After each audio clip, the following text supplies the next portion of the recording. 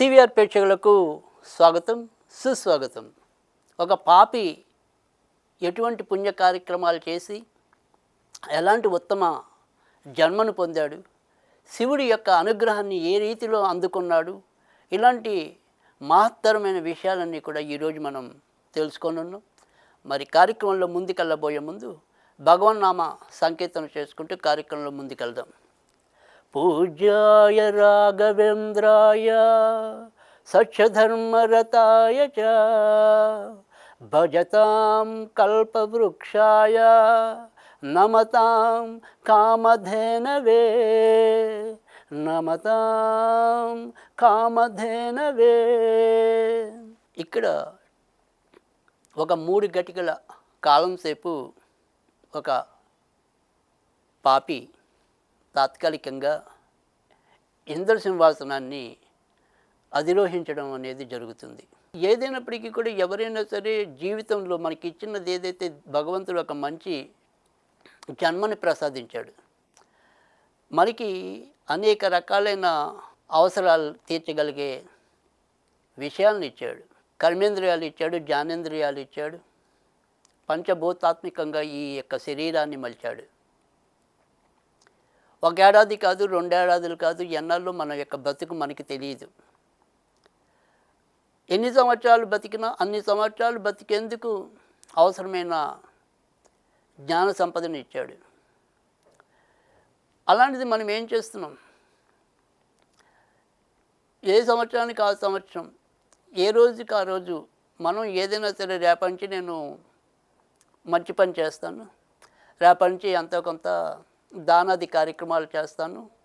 ఈ రకంగా ప్రతి ఒక్కళ్ళం కూడా రాత్రి పడుకునేప్పుడు మనం ఒకసారి గుండె మీద చేసుకుంటూ అప్పుడప్పుడు అనుకుంటాం. సరే, ఆ మాత్రం ఆత్మపరిచయం లేని వాళ్ళ సంగతి పక్కన పెడితే కనీసం ఎంతో కొంత ఆత్మ విశ్లేషణ, ఆత్మ పరిశీలన ఎవరికైతే ఉంటాయో వాళ్ళు అప్పుడప్పుడు బాధపడుతుంది సహజం. అయ్యో, నేను ఎందుకు ఇన్ని పాపాలు చేస్తున్నాను, ఈ యొక్క యాంత్రిక జీవితంలో నేను మరి ఆ రకంగా ఎందుకు వెళ్తున్నానని చెప్పి.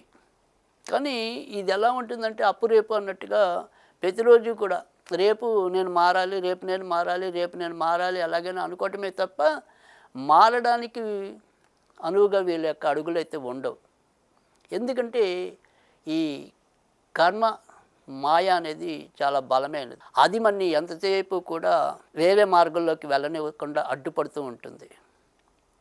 కనుక అది ఏదైనప్పటికీ కూడా దాన్ని జయించి ఎవడైతే జీవితాన్ని మలుచుకుంటాడో వాళ్ళు ఉత్తములు. ఇక్కడ చూసినప్పుడు మనం కనుక కేవలం అతి కొద్ది కాలంలో ఏదైతే అనేక రకాలుగా ఆయన్ని భ్రమింపజేయడానికి, ఆయన యొక్క కళ్ళు పొరలుకమ్మ చేయడానికి ఎన్నో సంపదలు ఉన్నాయి ఆయన చేతిలో, బోలని అవకాశాలు ఉన్నాయి. అటు సుఖించాలనుకుంటే అప్సరసలు ఉన్నారు, లేదు ఇంకా కావాలనుకుంటే సాక్షాత్ మరి ఇంద్రుడి భార్య ఉంది. ఇలాంటివన్నీ కూడా పక్కన పెట్టి చూసారు, ఇది ఎవరి వల్లైనా అవుతుందా? మరి పుట్టడం పాపం, చేసింది పాపం, చివరి వరకు పాపంతోనే బతికినా కూడా శివ భజనా తత్పరుడై ఆయన ఈ రకమైన జ్ఞానాన్ని పొందగలిగాడు. కనుక శివభక్తులకి మాత్రమే త్యాగగుణం అనేది అబ్బుతుంది. ఏది వదిలేయాలి, ఏది స్వీకరించాలి అనే ఒక అద్భుతమైన జ్ఞానం ఎవరికి వస్తుందయ్యా అంటే ఆ శివుడి యొక్క భక్తులుగా ఉన్న వాళ్ళకి మాత్రమే అది లభించే ఔశ్వర్యం. శివభక్తులు ఎప్పుడూ కూడా స్వార్థ పంకిలమై విరాజిల్లరు. శివభక్తుల్లో ఎంతో కొంత ఖచ్చితంగా త్యాగ గుణం అనేది అయితే అలవడుతూ ఉంటుంది. అందుకని ప్రతి ఒక్కళ్ళు కూడా శివ శివ శివ శివ అని చెప్పి పరుగులు తీస్తూ ఉండటం అనేది, పరుగులు తీయాల్సిన అవసరం ఉందని చెప్పేది ఖచ్చితంగా మనకి ఈ స్కాంద పురాణంలో అంతర్గతమైన కార్తీక పురాణం. కనుక మన అందరం కూడా శివనామ స్మరణతోనే మన యొక్క జన్మ పాపాలని తొలగించుకొని జన్మరాహిత్యమైన కైలాసవాసం వైపు మనం అందరం కూడా వెళ్ళవలసిన అవసరం ఉంటుంది. తనకి ఇచ్చింది చాలా తక్కువ సమయం. మనకి అనేక రకాలైన మనం 80 ఏళ్ళే బతుకుతామో తెలియదు, 50 ఏళ్ళే బతుకుతామో తెలియదు, ఎన్నేళ్ళు బతుకుతామో మనకే తెలియదు. అన్నేళ్ళకు సరిపడా మనకి అంత కాలం మన చేతిలో ఉంది. అంతకాలాన్ని మనం అనవసరంగా ఎందుకు కొరగాని విషయాల వంక మనం అనురక్తులం అవుతున్నాం. కానీ ఇక్కడ మరి చూడండి, ఈ యొక్క శివభక్తుడు కేవలం తనకిచ్చింది అతి కొద్ది 3 గటికల కాలం మాత్రమే. ఆ 3 గటికల కాలంలో అతను ఎన్నో రకాలైన దానాలు చేశాడు. ఎన్ని సంపదలున్నా కూడా అవి తృణప్రాయంగా ఆయన పక్కకి నెట్టేశాడు. తన ముందున్నదంతా కూడా దానము శివ, దానము శివ, దానము శివ. ఈ రెండిటితోనే ఆయన అందరినీ కూడా ఆకర్షింపజేశాడు తన యొక్క ఉత్తమ వ్యక్తిత్వంతో. ఇలాంటి అసాధ్యమైన, అబ్బురమైన, నియంత్రణ కలిగిన వ్యక్తులు ఉండటం అరుదని చెప్పి ప్రతి ఒక్కరి చేత కూడా శ్లాఘింపబడ్డాడు. కనుక మనం పుట్టుక ఏంటి, మనం నడిచిన తీరు ఏంటి అనేది కాదు, ఆ నడిచిన తీరులోంచి మనం ఎలా పశ్చాత్తాపపడం, ఎలా మనం పుణ్యానికి అనుగుణమైన క్రియలు ఆచరించాం అనేది ముఖ్యం. ఇక్కడ అదే రీతిలో మరి ఈ యొక్క పాపాత్ముడు ఇన్ని పాపాలని తుడిచివేసుకోవడానికి ఇవే ఈ 2 రకాలుగా దానము, శివనామము, ఈ రెండిటితోనే ఈయన తరించడం అనేది ఇప్పుడు మనం సాక్షాత్ ఈ కథ ద్వారా చూస్తున్నాం. ఇక ఎవరైతే మరి వీళ్ళందరూ కూడా ఏదైతే మరి చేశారో, అసలు ఇలాంటి ఉత్తమ వ్యక్తి తర్వాత ఏ రకమైన జన్మని పొంది ఉంటాడు అని చెప్పి వాళ్ళందరూ కూడా ప్రశ్నించడం జరుగుతుంది. అప్పుడు ఈయన యొక్క భక్తి ఏంటి అనేది, ఈయన ఎవరు ఏంటి అనేది మరింత విశదంగా తెలియజేయడం కోసం మళ్ళీ ఒక చిన్న పరీక్ష లాంటిది ఆయన ఎదుర్కోవటం అనేది జరుగుతుంది. ఎవరు అప్రమత్తమై నిత్యం శివధ్యానంగా పరంగా తలుస్తారు, ఎవరైతే అనుక్షణం శివుడి కోసం త్యాగభావంతో ఉంటారో వాళ్ళు శివుడికి అత్యంత ప్రీతిపాత్రులు అవుతారని చెప్తారు. ఎవరైతే అజ్ఞానపు మాటల్ని విని జ్ఞానాన్ని చంపుకుంటారో, ఎవరైతే దూతుల మాటలు నమ్మి మరి సజ్జనులను విస్మరిస్తారో అలాంటి వారందరూ కూడా ఏదో ఒక రోజు శివుడి యొక్క ఆగ్రహజ్వాలకు బలి కాక తప్పదని చెప్పి కూడా ఈ సందర్భంగా తెలియజేయటం అనేది కూడా జరుగుతుంది. ఇక దీని గురించి ఏదైనప్పటికీ కూడా మనకి ఇంతకంటే వివరంగా తెలియాలంటే కనుక యముడు మాత్రమే దీన్ని చెప్పగలుగుతాడు. ఎందుకంటే యముడు అందరి యొక్క పాపపుణ్యాల యొక్క చిట్ట, అంటే యమధర్మరాజు అన్నాం, నిజానికి ఆయన ఇవాళ రోజుల్లో న్యాయమూర్తి. ఈ న్యాయమూర్తులకి కూడా మరి ఏవైనప్పటికీ కూడా పై కనపడే సాక్ష్యాలే ఉంటాయేమో తప్ప యముడు అలా కాదు. అంతర్లీనంగా అంత సూక్ష్మంగా ఉండే పాపాల చిట్టాని, పుణ్యాల చిట్టానికి కూడా ఆయన విశ్లేషణ చేసి మనకి ఎటువంటి శిక్షలు ఇవ్వాలి అనేది నిర్ణయించడం అనేది కూడా జరుగుతుంది. అప్పుడు అదే రీతిలో మరి ఇంద్రుడు కోతాడు, అసలు ఈయనెవరు, ఎలాగా చేశారని చెప్పి యముడిని అడిగితే, ధూతుడికి ఇంత రాజ్యాన్ని నేను ఎందుకు ఇవ్వాల్సి వచ్చింది, ఆయనకి 3 గటికల పుణ్యం ఏ రకంగా లభించింది, ఎందువల్ల నేను నా యొక్క సంపదలను కోల్పోయి, అంటే ఈ 3 క్షణాల సమయంలోనే ఆయన మొత్తం దానం చేయాల్సిందంతా కూడా ఋషులకి చేశాడు, మరి పెద్ద పెద్ద వ్యక్తులకి దానం చేశాడు, ఎవరు ఏ రకంగా యాచన చేస్తే వాళ్ళందరికీ చేశాడు. కానీ మనకి ఇప్పుడు నేను ఇక్కడ సంపద ఏమీ లేకుండా ఈ రీతిలో నేను ఉన్నాను కనుక ఇక్కడ ఇంత ఈ రకమైన ఆచరణ, ఈ 3 గటికల్లో ఈయనకింత స్వర్గం లభించడానికి కారణమైన హేతువు ఏంటి అని చెప్పి ఇంద్రుడు యముడిని ప్రశ్నించడం అనేది జరుగుతుంది. అప్పుడు కనుక ఈ సొమ్మంతా కూడా, అంటే ఆయన కాని సొమ్ముని ఆయన అపహరించడం, అంటే ఒక రకంగా చెప్పాలి అంటే కనుక ఇక్కడ కేవలం ఆయన 3 గటికల కాలం కోసమే మనం వినియోగించడం అనేది జరిగింది. కానీ ఈ 3 గటికల కాలంలో ఆయన చేసిందంతా కూడా, అంటే ఎవరు సంపద ఎవరు ఉచితంగా దానం ఇచ్చారు, నా సంపద అయినప్పుడు ఆయన ఎలా దానం చేస్తాడు, తాత్కాలికంగా ఆయన రాజుని చేశాం, అంత మాత్రాన మరి అపాత్ర దానాలు చేయటం అనేది ఎంతవరకు ఉచితం, ఇటువంటి మరి ఈ వ్యక్తికి నువ్వు శిక్ష అనేది ఏం వేస్తావు అని చెప్పి సాక్షాత్ ఇంద్రుడు యముడిని ప్రశ్నించడం అనేది జరుగుతుంది. అప్పుడు ఈ యొక్క వ్యక్తి యొక్క గొప్పతనం మరింత తెలియచేయడం కోసం ఇంద్రుడు ఈ యొక్క పాపాత్ముడితో అంటాడు, నువ్వన్నీ కూడా ఇవన్నీ రత్నాలు అయితేనేమి, కల్పవృక్షం అయితేనేమి, కామధేనువు అయితేనేమి, ఇవన్నీ మరి ఏం చేసావు? నీ భోగం, నీ ఇంద్రరాజ్యం అన్నీ కూడా బ్రాహ్మణులకి దానం చేసావు. ఇంకా అనేక రకాలైన దానాలకి నువ్వు పూనుకున్నావు. నీది కానిది నువ్వు దానం చేయటం వల్ల నువ్వు ఘోరాతి ఘోరమైన పాపాన్ని నొంది నరకాన్ని వెళ్ళవలసి ఉంటుందని చెప్పి యముడు చెప్పడం అనేది జరుగుతుంది. ఎవరైనా సరే మనది కానిది, మన సొత్తు కానిది మనం దానం చేసినప్పుడు అది దానం అనిపించుకోదు, అది కూడా దానత్వమే అవుతుంది. నువ్వు తీసుకెళ్ళి నీ సొమ్ముని కాకుండా పరాయి సొమ్ము వాళ్ళది దొంగిలించి మరి ఆ సొమ్ము వేరే వాళ్ళకి దానం చేస్తే అది ఎలా గొప్పదనం అవుతుంది? ఇదంతా కూడా ఇంద్రుడి సంపద. సరే, తాత్కాలికంగా నువ్వు చేసుకున్న ఏదైతే పుణ్యం ఉందో ఆ పుణ్యం కోసం నిన్ను తాత్కాలికంగా సింహాసనంలో కూర్చోపెట్టాం. సింహాసనంలో కూర్చోపెట్టినప్పుడు సింహాసనానికి తగ్గట్టుగా ప్రవర్తించాలే తప్ప ఈ దానాలు ఏంటయ్యా, ధర్మాలు ఏంటయ్యా, ఎవరి సొత్తును నువ్వు మరి దానం చేసావు అని చెప్పి యముడు మండిపడతాడు ఈయన మీద. అప్పుడు దూతుడు ఇలా అంటట, నేను నరకానికి వెళ్ళేవాడిని అయితే వెళ్ళగలను, ఇందులో నాకేమీ విచారం లేదు. నాకు ఏదైతే ఇంద్రాసనం మీద కూర్చోవాలనే కోరిక కూడా నాకేం లేదు. అనుకోకుండా వచ్చిన భోగం అది. నేను ఎవరికైనా సరే, ఇటు బ్రాహ్మణులకు అవ్వచ్చు, ఇతరులకు అవ్వచ్చు, ఎవరికైనా సరే యథాతథంగా నేను దానం ఇచ్చిన మాట వాస్తవమే. అప్పుడు మళ్ళీ యముడు అంటాడు, నువ్వు ఉన్నది వెళ్ళింది ఎక్కడికి? అదే భూలోకంలో అయితే నువ్వు దానాలు చేసినా కూడా అది ఎటువంటి పాపం అవుతుంది, పుణ్యం అవుతుంది. భూలోకంలో యొక్క అర్హత ఏంటి? అక్కడ ఖచ్చితంగా దానం చేయి తీరాలి. కానీ స్వర్గలోకంలో సుఖించడమే తప్ప దానాలు చేయడానికి అవకాశం లేదు. సుఖించవలసిన చోట నువ్వు సుఖించకుండా దానాలు చేయటం ఏంటయ్యా బాబు అని చెప్పి యముడు మళ్ళీ ప్రశ్నిస్తాడు. అప్పుడు నువ్వు శాస్త్ర విరుద్ధంగా ప్రవర్తించావు కాబట్టి నీకు ఎలాగైనా సరే దండన తప్పదు. స్వర్గలోకంలో దానాలు అనేది నిషేధము, భూలోకంలో మాత్రమే ప్రశస్త్యము అని చెప్పి కూడా ఆయన మళ్ళీ చెప్తాడు.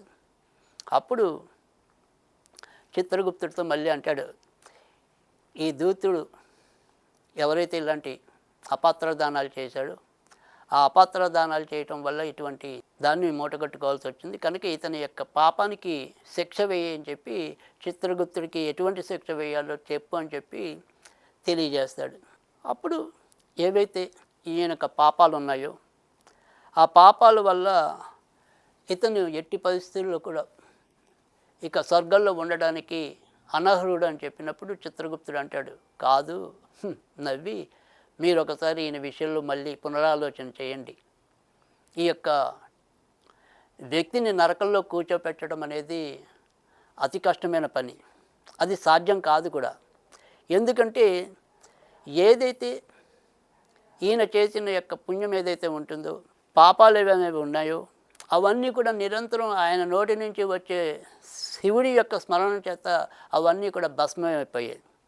శివుని ప్రసాదం చేత అవన్నీ కూడా అతను ఏమి ఆచరించినా, ఒక దానం చేసినా కానీ లేదా ఇతరత్ర ఏం చేసినా కానీ, ఇతర కర్మలు ఏవైనప్పటికీ కూడా అవన్నీ కూడా కేవలం శివనామస్మరణతోనే అవన్నీ కూడా మరి చెరిపివేయబడ్డాయి.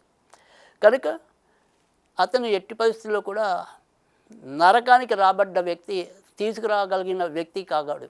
ఆయన ఖచ్చితంగా పుణ్యలోకాల్లోనే వసించగలిగిన వాడు అవుతాడని చెప్పి కూడా చిత్రగుప్తుడు పేర్కొంటే, అప్పుడు యముడును నవ్వి ఇంద్రుడితో ఇట్లా అంటాడు, నువ్వు దేవతల రాజు, రాజ్య లంపటాన్ని కలిగినవాడు, 100 అశ్వమేధ యాగాల్లో కనీసం ఏదైనా సరే ఒక్కడి కూడా ఆచరించలేదు. కనుక నీ పుణ్యం అంతా కూడా ఎప్పటికప్పుడు ఏ జన్మలోనే అది అంతా కూడా దహించిపోయింది. అంటే నువ్వు చేసే పుణ్యం ఒక్కటి కూడా లేదు. ఈ కథ అంతా కూడా మనకి యముడు ఎందుకు ఈ రకంగా అంటాడంటే, ఇక్కడ ఇంద్రుడికిను ఈ యొక్క దూతుడికి కలిగిన వ్యత్యాసం ఏంటో తెలియజేయడం కోసమే మనకి ఈ యొక్క సారాంశాన్ని తెలియజేయటం అనేది జరుగుతుంది. ఇంద్రుడు దేవతలకు రాజు అవ్వచ్చు, స్వర్గాలకి రాజేంద్రుడు అవ్వచ్చు, కానీ ఆయన ఆచరించిన పుణ్య సంపద చాలా తక్కువగా ఉందయ్యా. ఇక్కడ ఇది దూతుడైనప్పటికీ కూడా, పాపాత్ముడైనప్పటికీ కూడా, స్వర్గలోకంలో చేయరాని దానాలు చేసినప్పటికీ కూడా తన సొత్తు కాకపోయినా కూడా ఈయన నిరంతర శివనామబద్ధుడు, శివనామ సంకీర్తనాపరుడు. మరి అలాంటి వ్యక్తిని మనం నరకంలో కూర్చోపెట్టడం అసాధ్యం. అంటే ఇంద్రుడు రెచ్చగొడతాడు కదా మరి యముణ్ణి. ఇలాంటి పాప పనులు చేసిన వాడు మీరు నరకలోకానికి తీసుకురాదగ్గ వ్యక్తి ఎందుకు కాలేదు అని ప్రశ్న ఇంద్రుడు వేసినప్పుడు యముణ్ణి ఈ రకంగా ఈయన మనకి ఇంద్రుడికి కూడా సమాధానపరచడం కోసం ఈయన యొక్క ఉత్తమ గుణాలు ఏంటి అనేది కూడా మనకి ఈ రీతిలో తెలియజేయటం అనేది కూడా జరిగింది. ఆ తర్వాత మరి ఏదైనప్పటికీ కూడా ఈయన యొక్క గొప్పదనాన్ని మనం వర్ణించడం అనేది కష్టం. కనుక ఇందులో సందేహం లేదు. దాని చేత నువ్వందరూ కూడా ఏదైనప్పటికీ కూడా అతను పొందింది ఏదైనా ఉంది కూడా అంటే ఆ పొందడం వెనుక ఏదైనా సరే పురాకృత వేషం ఉందంటే కదా అది కేవలం శివనామం మాత్రమే.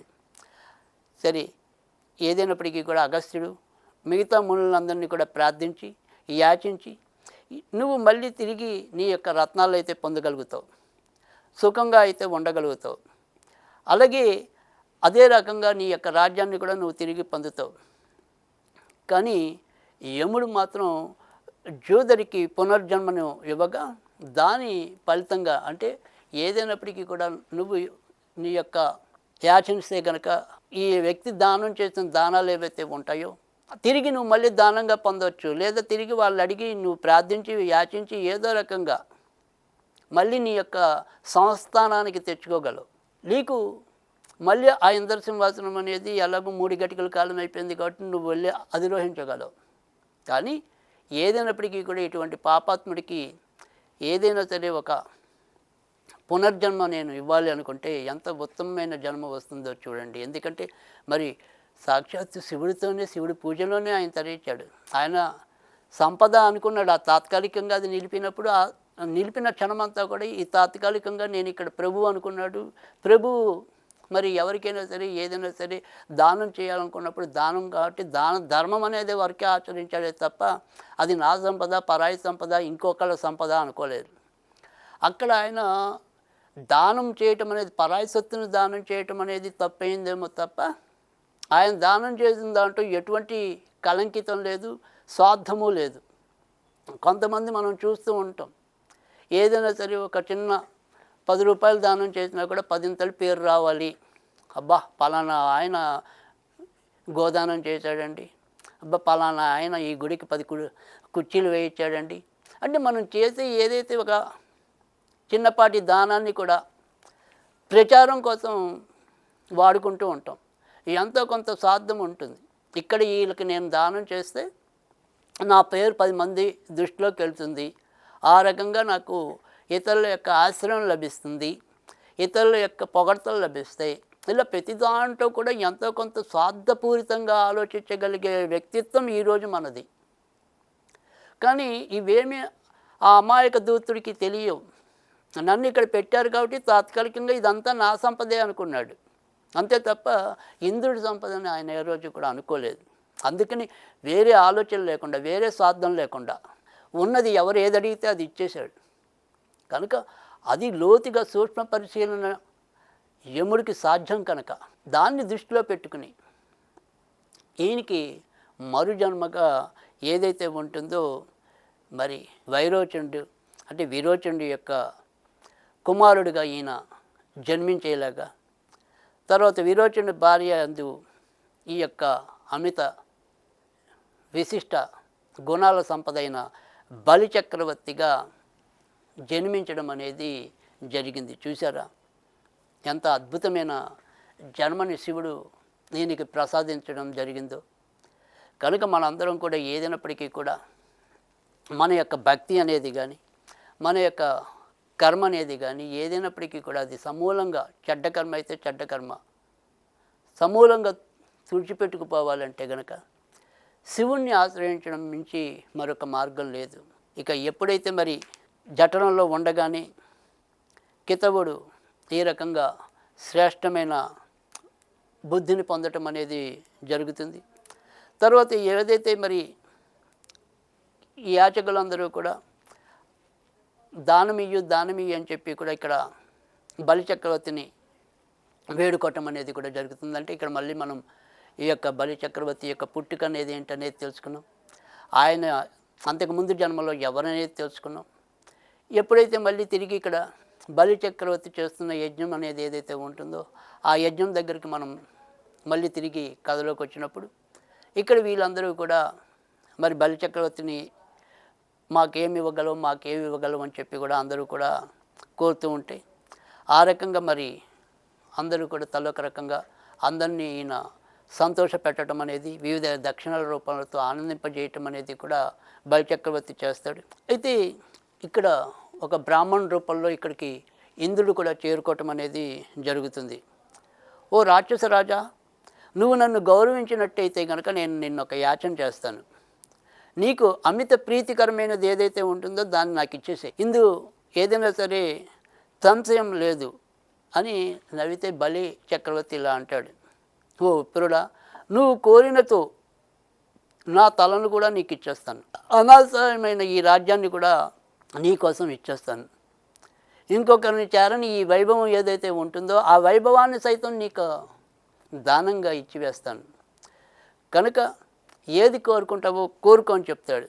అప్పుడు వెంటనే ఇంద్రుడు ఆలోచించి, అవునా, అయితే కిరీటంతో కూడిన నీ శిరస్సు ఏదైతే ఉందో ఆ శిరస్సును నాకు ఇచ్చేసేవయ్యా అని చెప్పి కపటంగా ఇంద్రుడు ఈ బలిని కోరుకోవటం అనేది జరుగుతుంది.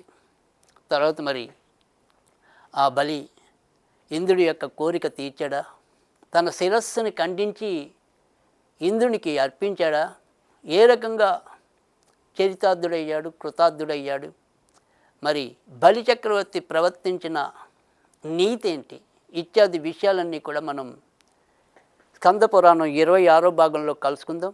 అంతవరకు సెలవు.